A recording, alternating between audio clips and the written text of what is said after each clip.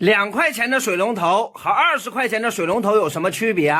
为什么商家巴不得你全部都买2块钱的水龙头，不愿意你去买20块钱的水龙头？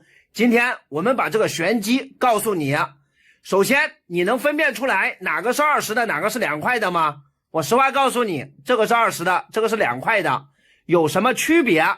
最关键的区别就在于它的内部。我们一针见血，你看外观的话，它能够把塑料给你做成金属，你看到没？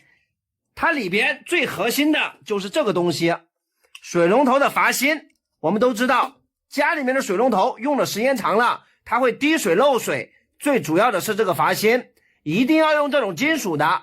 我们都知道，黄铜的水龙头都比较贵，它比不锈钢还要贵。我们把这个2块钱的水龙头打开，你别看它外观跟它长得一模一样，其实差别大了去了。我们把它打开，你会看到它里边的阀芯是塑料的。你想一下，2块钱的东西，它怎么可能给你用黄铜的？黄铜它是最好的水龙头，比较贵，20一个水龙头，毫不夸张的说，用个10年20年不成问题。但是你如果用这种水龙头，你看着它比较新，但是你注意看啊，我找一根锯条，你看到没？你居然能够锯开缝隙，它是塑料的，只不过把它做成了这种金属的形状。